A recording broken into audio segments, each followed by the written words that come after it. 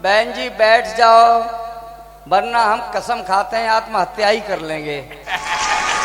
मुकदमा आपके नाम।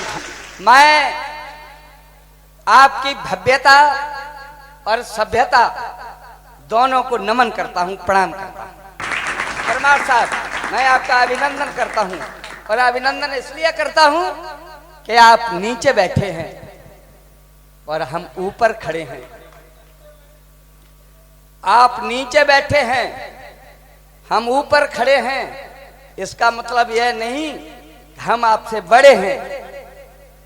दरअसल जो वजनदार फल होते हैं वे जमीन से जुड़ जाते हैं और हल्के पत्ते हमारी तरह ऊपर हवा में उड़ जाते हैं। और एक इसमें सलीका भी आपका है। आपने हमें ऊपर डॉक्टर साहब इसलिए खड़ा किया है, आप नीचे इसलिए बैठे हैं कि आप जब हमसे बात करेंगे तो सर उठा के करेंगे, और हम जब बात करेंगे आपसे तो सर झुका के करेंगे। महाराज अग्रसेन जी के लिए 2 पंक्तियां लाया हूं, उससे सुपुर्द कर दूं, उसके बाद अपने तेवर में आता हूं, आपको कविताएं सुनाता हूं, हंसाता हूं, गुदगुदाता हूं, रुलाता हूं। सुनेगा राम बधावर जी, तुम सुनना, और इधर को आके सुनो। तुम्हें बुखार आ गया है। अच्छा, इतना चीखोगे तो बुखार नहीं आएगा तो क्या जुकाम होगा क्या? हाँ हाँ। और मुझे कह रहे थे कि वो जवानी ही कुछ कर सकती है, बुढ़ापा सिड्डियां नहीं चढ़ता। बधावर जी, अरे नहीं, आपने यह बात इसलिए की है कि आप जवान हैं, लेकिन यह मत भूलो आप भी एक बूढ़े बाप की संतान हैं। और आपसे एक बात और कहूंगा, आपने अभी चिकनी सड़कें देखी हैं, पगडंडियां नहीं देखी। आपने सुना चेयरमैन साहब, आपसे जुड़ूंगा मैं, आपने चिकनी सड़कें देखी हैं, पगडंडियां नहीं देखी। सड़क में गड्ढे देखे हैं, गड्ढियां नहीं देखी।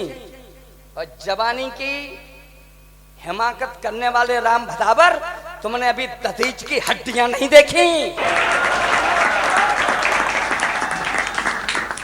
आइए मैं जोड़ता हूं, मैं अपने पूजा की 4 पंक्तियां। असल में क्या है, दधीच की हड्डियां नहीं देखी, इन्हें तो ये भी नहीं पता है कि जवानी से बुढ़ापे में ज्यादा जोश होता है।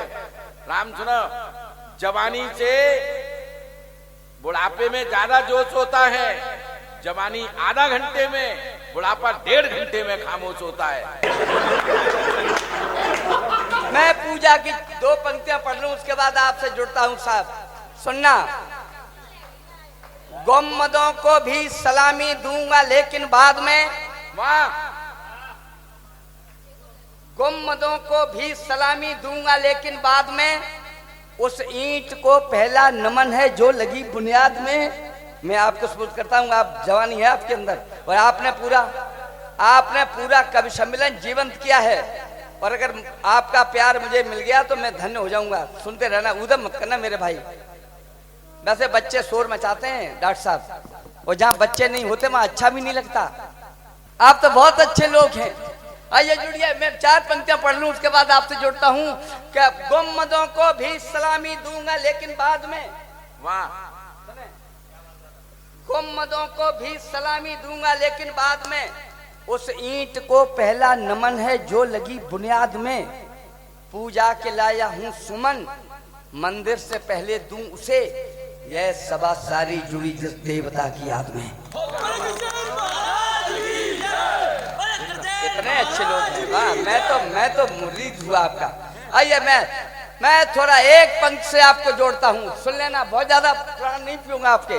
बदावर जी, आपने कहा था कि गद्दार मैं उसे नहीं मानता जो सीमा पे आते हैं, गद्दार वे हैं जो वोट देने निकलते नहीं हैं। और बदावर जी, मैं यह कहता हूं गद्दार वे भी नहीं हैं, गद्दार वे हैं नहीं जो लोकतंत्र को संकट में डाल देते हैं। वोट एक भी नहीं होता लेकिन 10-10 वोट डाल देते हैं।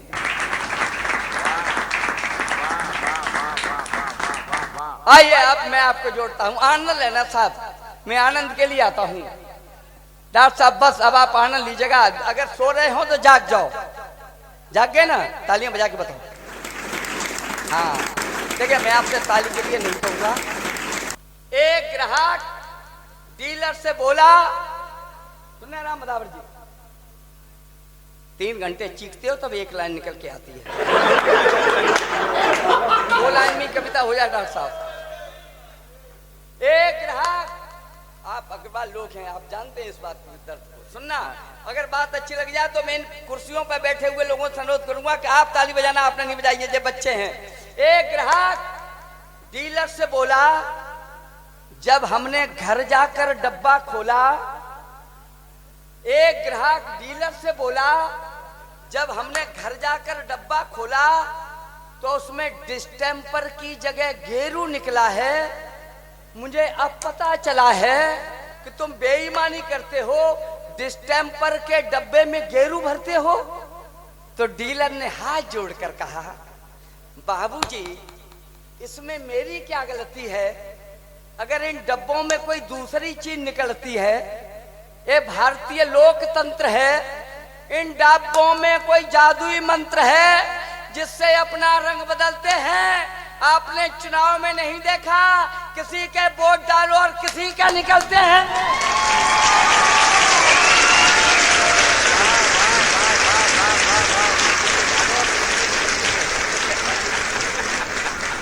मैं आपका प्लान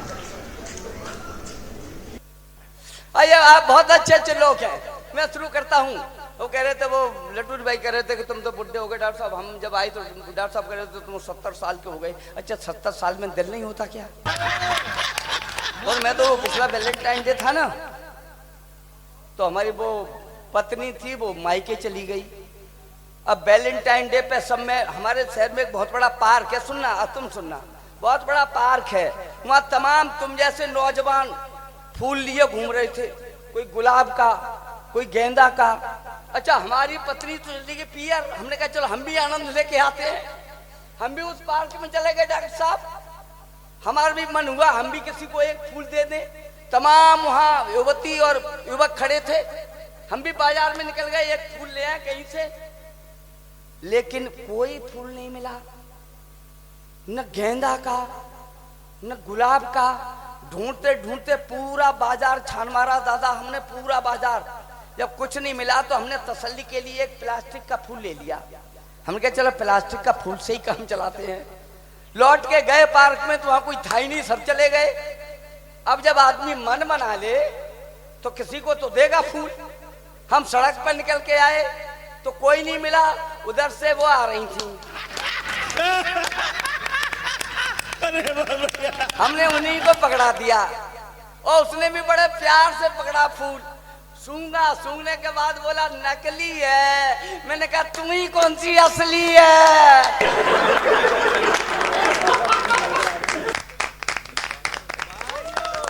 ताली बजा दो यार। राधे बोल राधे कृष्ण की। आइए मैं जोड़ता हूँ और 4 पंक्तियां पढ़ता हूँ। चेयरमैन साहब आपको सपोर्ट करता हूँ, सुने। सच कहता हूँ डॉक्टर साहब, आप जैसे डॉक्टर हमारे यहाँ नहीं है।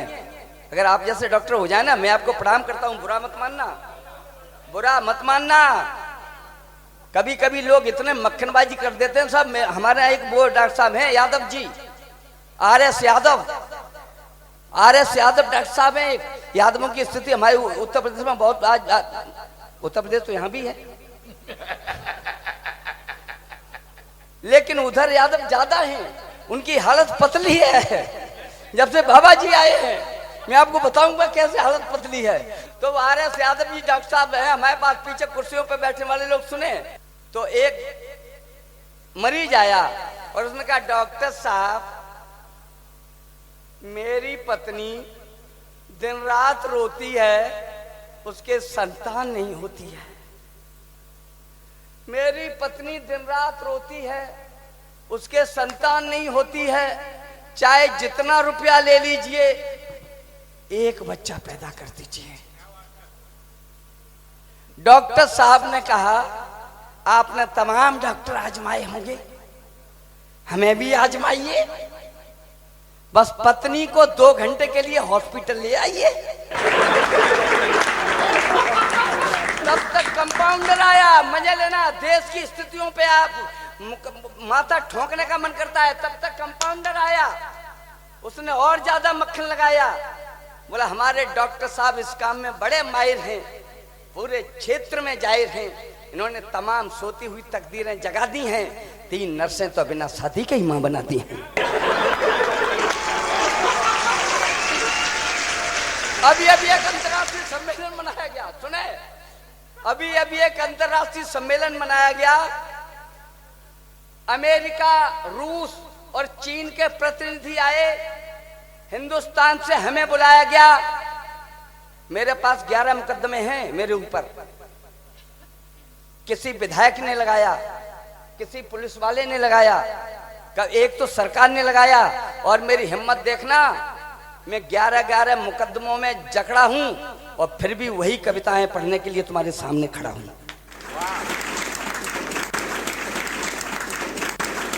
अभी एक अंतर्राष्ट्रीय सम्मेलन मनाया गया, तमाम देशों के प्रतिनिधि आए, हिंदुस्तान से हमें बुलाया गया, हमारी उनसे मुलाकात हुई, प्रशिक्षण के ऊपर बात हुई। अमेरिका के प्रतिनिधि बोले हमारा प्रशिक्षण बेहतरीन है, बंदर हथियारों में गोला बारूद भरते हैं, लंगूर फायरिंग करते हैं। बंदर हथियारों में गोला बारूद भरते हैं, लंगूर फायरिंग करते हैं। चाइना के प्रतिनिधि बोले हमारा प्रशिक्षण तुमसे भी बेहतरीन है, जानवरों को वह ट्रेनिंग दी जाती है कि लोमड़ी हवाई जहाज चलाती है। रूस के प्रतिनिधि बोले हमारा प्रशिक्षण तो तुमसे भी ज्यादा अच्छा है, हमारे यहाँ खरगोश मिसाइल छोड़ रहे हैं, भालू एटम बम फोड़ रहे हैं। अब भला मैं क्या कहता और चुप कैसे रहता? अब भला मैं क्या कहता दादा, मैं क्या कहता और चुप कैसे रहता? देश की इज्जत का सवाल था, हमारा जवाब भी बेमिसाल था। हमने सीना तान कर कहा बस आपके जानवर केवल हथियार चला रहे हैं, कभी हिंदुस्तान में आके तो देखो, हमारे यहाँ गधे भी सरकार चला रहे हैं।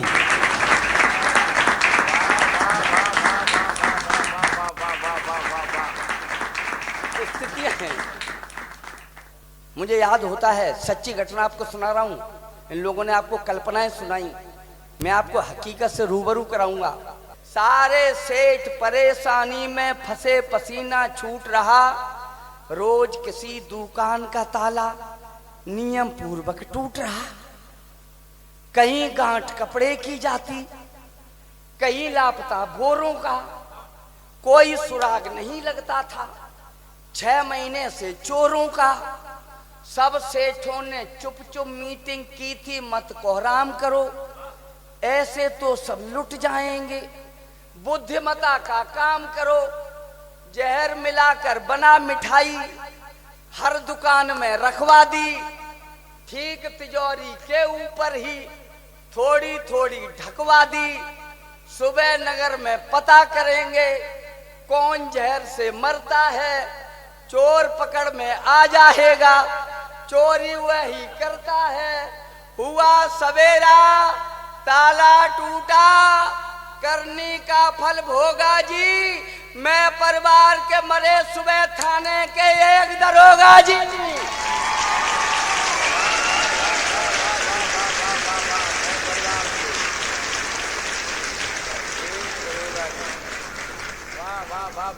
आओ आओ,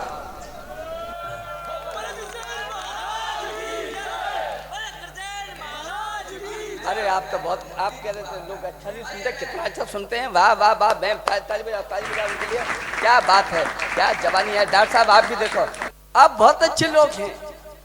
बस आइए 2-4 कविता और पढ़ते हैं, कविता पढ़ेंगे आपके सामने हम। आदरणीय बाबा जी बैठे हैं, मैं प्रणाम करता हूँ आपको। मैं तो हरिद्वार गया था, हरिद्वार एक नागा बाबा, बेटा सुनना, एक नागा बाबा जा रहे थे, तमाम भीड़ उनके पीछे, तमाम लोग उनसे आशीर्वाद मांग रहे थे।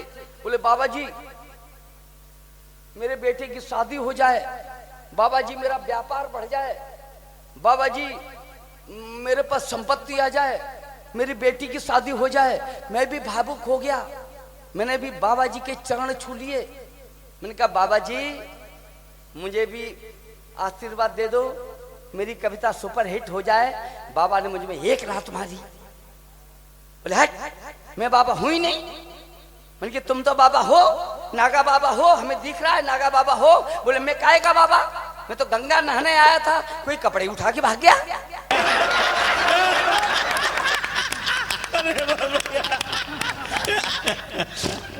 लंबी थी मूछें, उम्र 60 की थी। सुने दादा कहाँ जा रहे हैं, प्लीज बैठ जाए, मैं कविता सुनाने आपके लिए जा रहा हूँ।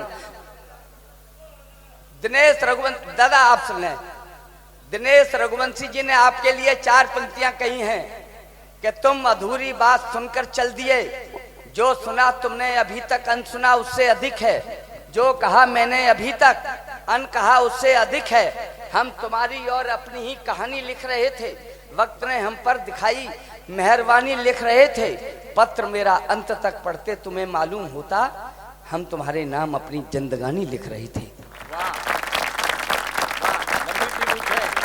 सुने लंबी थी मूछें, वो यादव वाली बात मैं बता रहा, वो यादवों की भारत बहुत पछते साहब हमारे क्षेत्र में।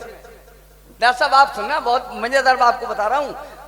2 रिक्तियां आई, 2 पोस्ट, और आदमी आ गए 3। अब इंटरव्यू हुआ, एक आए श्रीकांत दीक्षित जी, एक आए रमेश चंद्र चौहान जी, और एक आए सुरेश चंद्र यादव जी। इंटरव्यू शुरू हुआ साहब, सबसे पहले बुलाया गया श्रीकांत दीक्षित जी आए, आप कुत्ते की अंग्रेजी बताएं। उन्होंने कहा DOG डॉग, डॉग माने कुत्ता। उन्होंने कहा ठीक, तुम चयनित। रमेश चंद्र चौहान जी आए, अब बिल्ली की अंग्रेजी बताएं। उनका CAT कैट, कैट माने बिल्ली। उनका यादव जी आए, आप उस चिड़िया का अंग्रेजी में नाम बताएं जिसकी 3 टांगे होती हैं। यादव जी चक्कर में, डॉक्टर साहब परमार साहब यादव जी चक्कर में बोले ये तो दोहरा व्यवहार हो रहा है, रोने लगे। इंटरव्यू रूम से बाहर निकले, वहां SDM साहब खड़े थे। SDM साहब से कहा साहब दोहरा व्यवहार हो रहा है, पंडित जी से कुत्ते की अंग्रेजी, ठाकुर साहब से बिल्ली की अंग्रेजी, और हम यादव हैं इसलिए हमसे उस चिड़िया की अंग्रेजी जिसकी 3 टांगे हों, आज तक मैंने सुनी नहीं। उन्होंने कहा ठीक है, दोहरा व्यवहार हुआ है, इंटरव्यू दोबारा हुआ, इंटरव्यू दोबारा होना भी चाहिए। इंटरव्यू दोबारा शुरू हुआ, बोले इस बार गणित में कुछ पूछा जाए। सबसे पहले पंडित जी को बुलाया गया, श्रीकांत दीक्षित जी आए, आप 1 से लेकर 10 तक की गिनती सुनाएं। उन्होंने गिनती सुना दी। ठाकुर साहब आए, 2 का पहाड़ा सुनाएं। उन्होंने 2 का पहाड़ा सुना दिया, बोले तुम सेलेक्ट। सुरेश चंद्र यादव जी आए, आप 331 का पहाड़ा सुनाएं। यादव जी फिर रोने लगे। इंटरव्यू रूम से बाहर निकले, वहां DM साहब खड़े थे। DM साहब से कहा कि DM साहब बड़ा दोहरा व्यवहार हो रहा है, ठाकुर साहब से 10 तक की गिनती, पंडित जी से पहाड़ा, और हमसे 131 का पहाड़ा आज तक हमने सुना नहीं, ये दोहरा व्यवहार हो रहा है, आपका शासन है, कुछ करो। उन्होंने कहा चलो एक बार इंटरव्यू और होगा, कोई सामान्य ज्ञान की बात पूछी जाए। एक बार इंटरव्यू और हुआ। श्रीकांत दीक्षित जी आए, आप बताएं स्वतंत्रता संग्राम कब से शुरू हुआ था। उन्होंने कहा सर 1857 से। यस, यू आर सेलेक्ट, पास। रमेश चंद्र चौहान जी आए, आप बताएं उसमें कितने लोग शहीद हुए थे। उन्होंने कहा सर लगभग 2,04,444। ले शाबाश, सेलेक्ट। सुरेश चंद्र यादव जी आए, आप उन सब के नाम और पते बताएं। बढ़िया बढ़िया। आइए मैं 4 पंक्तियां पढ़ता हूँ इस पंडाल में, उसके बाद एक कविता पढ़ूंगा। साहब मैं बहुत ज्यादा वक्त, आपका बेटा बैठ जा, तुम्हें बैठ जा, मेरे भैया बैठ जा। लंबी थी मूछें, तुम मेरे छोटे भाई जैसे हो। लंबी थी मूछें, सुनना, लंबी थी मूछें, उम्र 60 की थी। स्थितियां तो बड़ी बेडम है साहब। लंबी थी मूछें, उम्र 60 की थी, हत्या का अपराध रहता था झांसी, गवाहों के बल पर फंसा केस ऐसा, अदालत ने उसको सुना दी थी फांसी। जज साहब बोले कलम तोड़ करके जल्लाद ले जाके सूली चढ़ा दें। मरने से पहले तमन्ना है क्या, बता दे हमें, हम वह पूरी करा दें।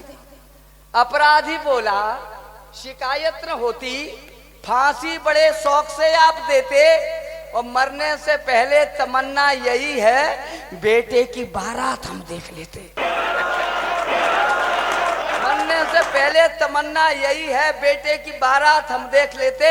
जज साहब बोले है आदेश मेरा, तुम्हारी फांसी कुछ दिन बढ़ा दी, बारात के बाद ही तुम चढ़ोगे, तारीख बोलो कब होगी शादी। बूढ़ाए बोला आभारी हैं हम साहब, अब तो चैन से मरेंगे, लड़का कहाँ है कुआरे, हम तो शादी करा दो तो पैदा करेंगे।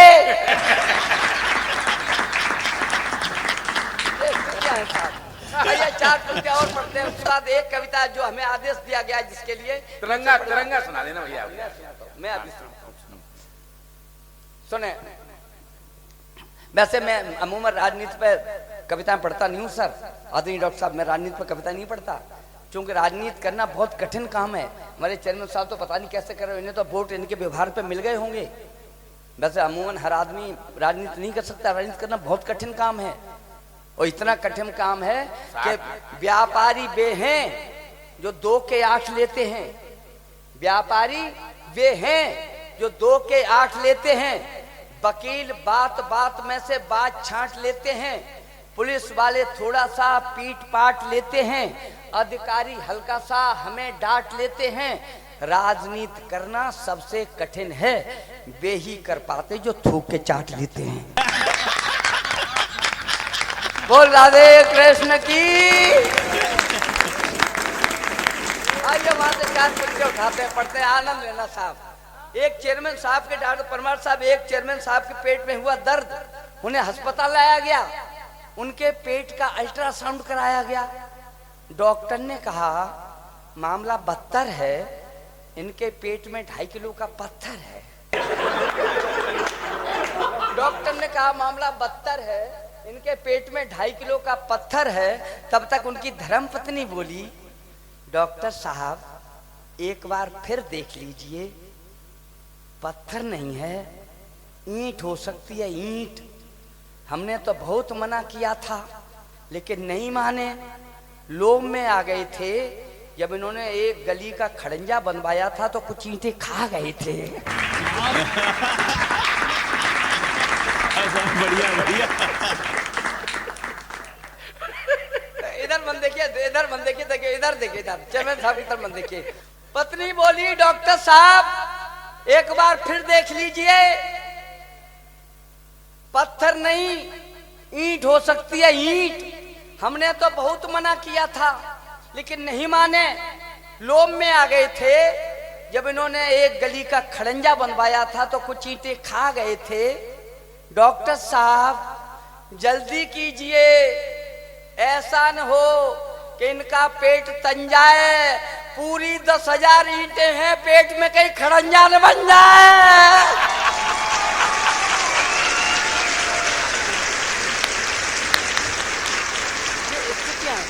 ये 4 पंक्तियां पढ़ते हैं। 7 साल शंकर के पूरी तन्मयता सुनना साहब, पीछे वालों की ज्यादा जिम्मेदारी है।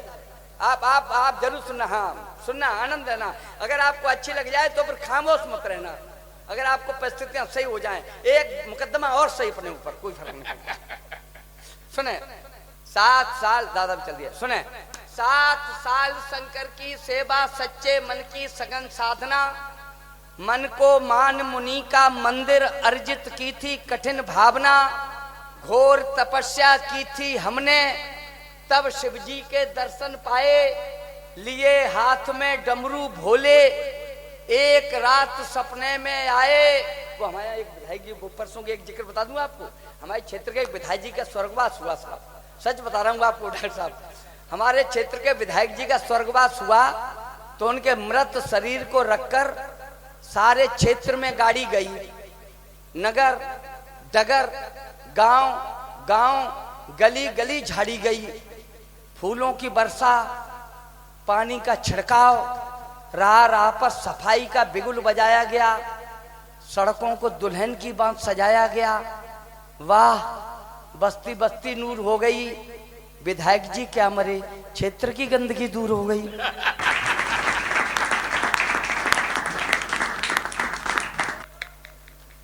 सात साल शंकर की सेवा, सच्चे मन की सघन साधना, मन को मान मुनि का मंदिर अर्जित की थी कठिन भावना। घोर तपस्या की थी हमने, तब शिव जी के दर्शन पाए। लिए हाथ में डमरू भोले, एक रात सपने में आए। कान पकड़कर बोले हमसे, बता कष्ट क्या काम करूं। मैं हाथ जोड़कर बोला, हे परमेश्वर पैर परूं। राजनीति का कठिन दौर है, मेरा भी उद्धार करो। मेरे घर में एक राष्ट्रीय नेता का अवतार करो। मेरे घर में एक राष्ट्रीय नेता का अवतार करो। शंकर बोले चाहे जितना धन दौलत व्यापार मांग ले, इंजीनियर जिलाधिकारी चाहे कमिश्नर 4 मांग ले, नामुमकिन है मांगना मेरी बेपर्दा औकात करो। चाहे कुछ भी ले लो लेकिन नेता की मत बात करो। चाहे कुछ भी ले लो लेकिन नेता की मत बात करो। उल्टी सीधी चीज मांगकर इष्ट देव को सता नहीं। मेरे भोले भक्त पुजारी शायद तुझको पता नहीं। गुंडे 60 शराबी 64 तन से हट्टे कट्टे हों। 51 गद्दार 72 सातिर चोर इकट्ठे हों झूठा लबार 84 संग माफिया 30 मिले। कुछ कहकर कुछ करने वाले 8 420 मिले। रिश्वतखोर हरामी 100 हो, ठग पूरे 45 हो। अपराधों में सजा याफ्ता कम से कम 47 हो। ढोंगी बेईमान 66 58 छंदी हो। एक साथ सब मरे इकट्ठे नरक लोक में बंदी हो। उन सब की आत्मा मिलाकर फिर जो जीव पनपता है। मरे 500 लोग कहीं तब नेता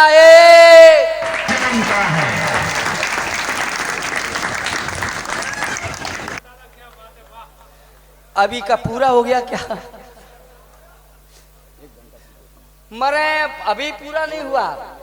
और हमें पता देखिए बंसमोर मत करिए। मुझे पता है कि ये जादुई मंत्र एक बार तो आपकी समझ में आएगा ही नहीं। अच्छा, इस बात की क्या गारंटी है कि दोबारा आपकी समझ में आई जाएगा? पूरा सुनिएगा। मरे 500 लोग कहीं तब नेता एक जन्मता है। कभी कभी यह होता करने से संयोग नहीं। कोई नेता पैदा कर दूं, मेरे बस का रोग नहीं। आइए एक कविता पढ़ते हैं साहब। मैं आपको हंसा सकता हूँ, 2-4 घंटे हंसा सकता हूँ, लेकिन एक कविता साहब सुन लीजिएगा। राम भदावर जी ने एक कविता पढ़ी, एक कविता मेरी भी सुन लीजिएगा। सवेरे जब आपसे लोग पूछेंगे कि रात में आपने क्या सुना, तो आपको कोई बात याद नहीं रहेगी। हो सकता है हम जो कविता पढ़ने जा रहे हैं उसकी 4-6 पंक्तियां आपको याद रह जाए। पूरा देश याद कर रहा है। आपके पंडाल में पढ़ते हैं साहब, सुन लेना, लेकिन बीच में कोई उठ के मन जाना। मैं आप सबके हाथ जोड़ता हूं, मेरी कविता के बीच में कोई उठ के मन जाना। 2 बहनें बैठी हैं, प्लीज सुन लेना। मैं कविता पढ़ता हूं, मेरा हौसला थोड़ा सा अफजाई करिएगा। मैं पढ़ता हूं, पीछे वाले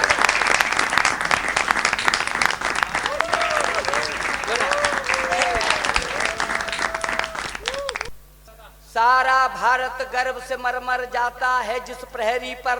वही देश का झंडा लहराता था लगा कचहरी पर।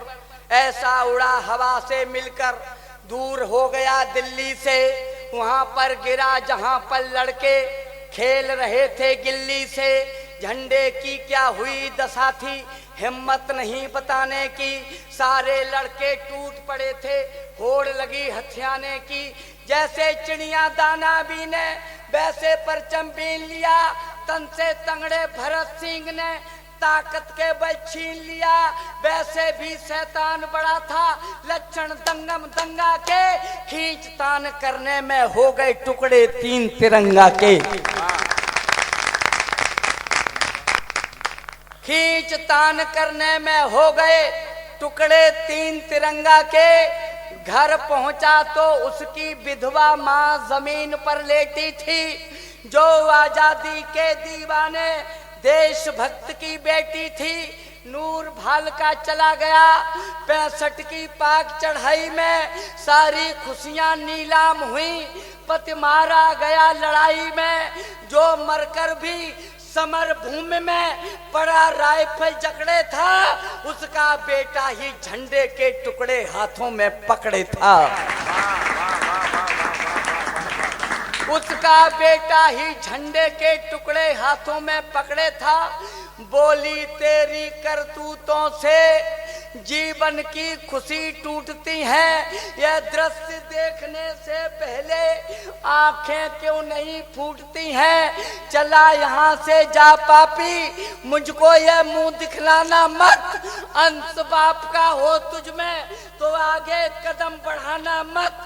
जिसने झंडे के खंड किए कर हाथ हवाले गंगा के, कोई ऐसा करके काम दिखा टुकड़े जुड़ जाएं तिरंगा के। क्या बात है दादा,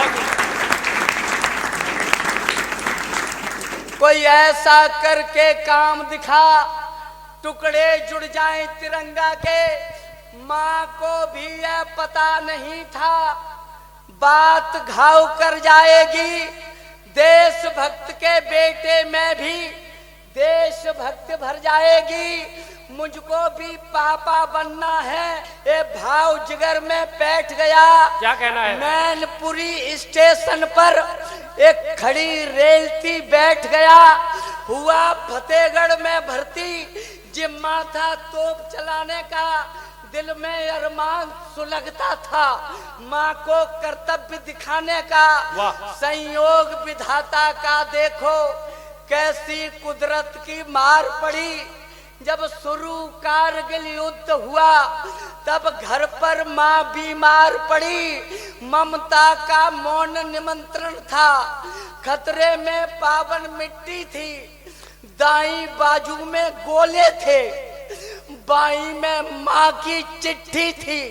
लिखा हुआ था वक्त आखिरी है बेटा घर आ जाओ, ये प्राण तुम्ही में उलझे हैं, आकर बस शक्ल दिखा जाओ।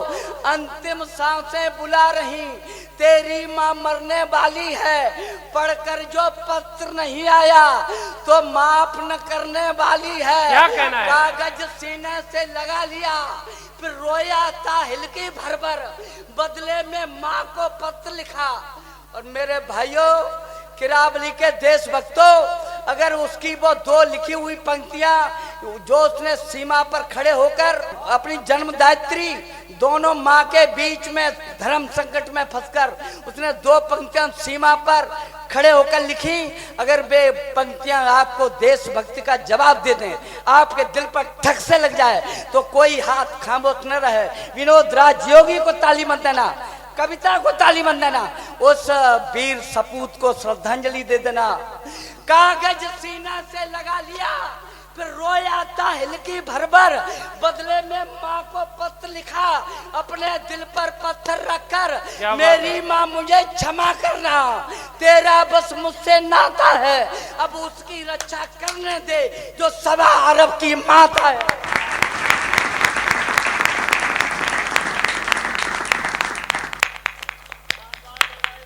क्या बात है दादा, जिंदाबाद। मेरी माँ मुझे क्षमा करना, तेरा बस मुझसे नाता है, अब उसकी रक्षा करने दे जो सवा अरब की माता है। माँ की ममता अनिवार्य प्रेम बदले में नहीं बिकी होती, देश के ऊपर कुर्बानी हर भाग्य में नहीं लिखी होती। देश के ऊपर कुर्बानी हर भाग्य में नहीं लिखी होती। दूध पिलाकर बड़ा किया, मेरी नस नस आभारी है। हथियार डालकर आता हूँ तो देश के प्रति गद्दारी है। मेरी माँ तू संबंधों में भगवान से ज्यादा प्यारी है, पर देशभक्त की इच्छा ने ये ममता भी दुत्कारी है। पर देशभक्त की इच्छा ने ये ममता भी दुत्कारी है।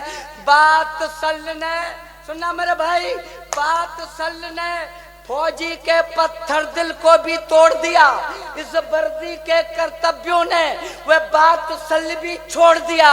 ले तोप चल दिया सीमा पर, दिल में विद्रोह बिकलता है, माँ इंतजार में जलती है, बेटा वहां आग उगलता है।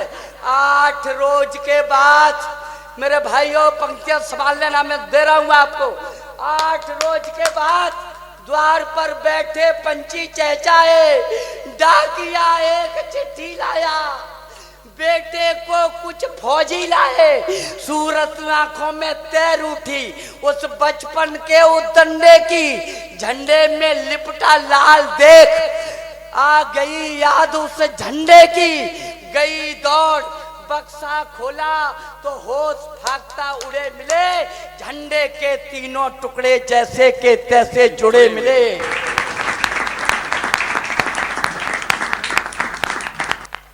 झंडे के तीनों टुकड़े जैसे के तैसे जुड़े मिले। देख देख अजूबा आसमान में फैला कर अपनी झोली, टकटकी लगा कर अम्बर में वह ईश्वर से ऐसे बोली, गर देश भक्त में इतनी ही ताकत है हमें दिखा दे तू, मैं सत्य तभी है मानूंगी, बेटा से कुछ बुलवा दे तू।